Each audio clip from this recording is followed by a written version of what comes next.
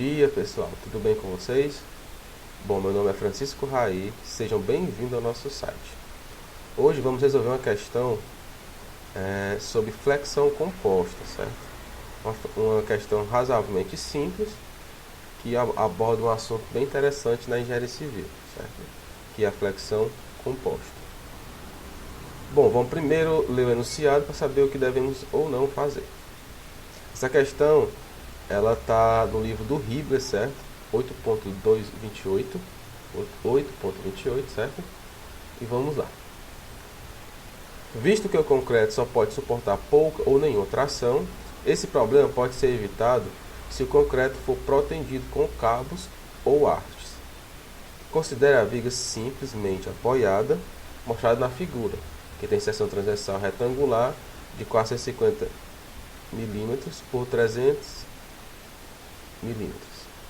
Se o peso específico do concreto for 24 kN por metro cúbico, determine a tração exigida na haste AB que se estende por toda a viga, de modo que nenhuma tensão de tração seja desenvolvida na seção central AA da viga. Despreze o tamanho da haste e qualquer deflexão na viga, certo?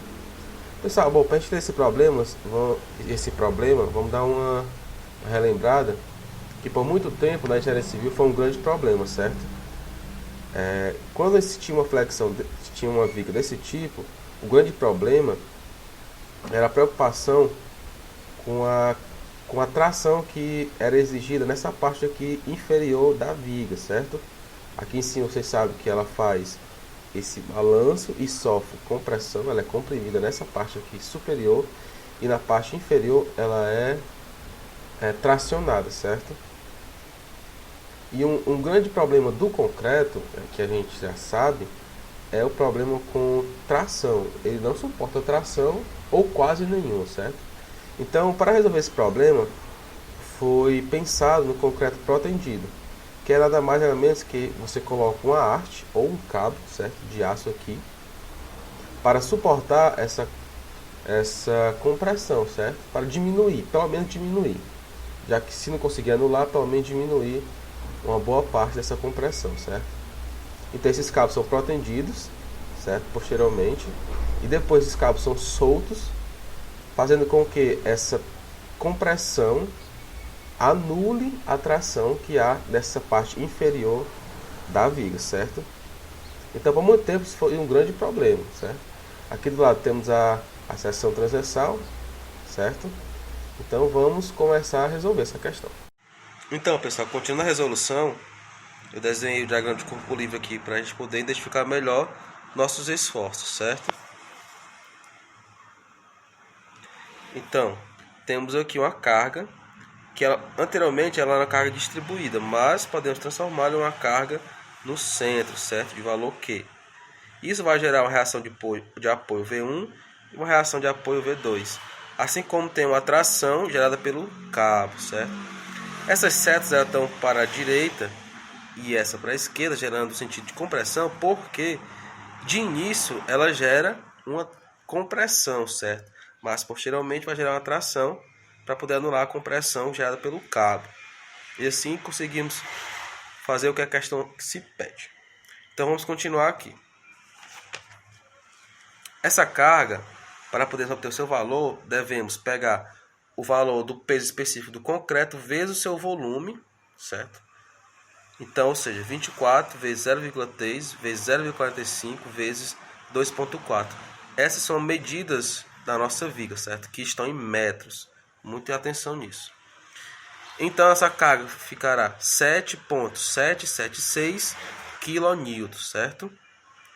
Fazendo agora o somatório das forças na direção y igual a zero, temos que V1 mais V2 igual a 7,776, fazendo com que o V1 igual a V2 seja 3,89. Esse 3,89 é porque a nossa carga está num valor de 7,776, mas como ela deve ser distribuída dentre os dois esforços que temos, ou seja, dividido por 2, então o valor de cada carga, V1 V2, será metade do valor da carga, certo? V1 V2 são esforços, então por isso que é 3,89. Agora vamos para nossas reações de apoio, certo? Essa reação interna, perdão. Desenhei aqui metade da nossa viga, certo? Com a nossa reação AA. Então, temos a nossa força normal e nosso momento fletor. Assim como também essa reação de apoio V1, nossa carga aqui e nossa força, nossa tensão de tração, certo? Inicialmente, pelo menos. Continuando, fazendo o somatório de força na direção X, temos T, essa força aqui, essa tração, menos N igual a zero. Então, nosso T será igual a N. Continuando, para calcular o momento fletor.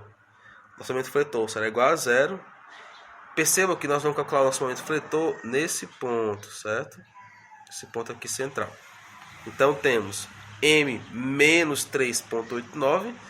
Nosso M, esse 3,89 está negativo porque esse esforço vai gerar um movimento horário, então negativo, certo?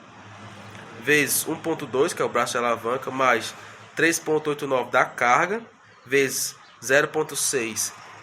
Esse comprimento total aqui é 1,2. Como nossa carga está no centro, vai ser 0,6 metros.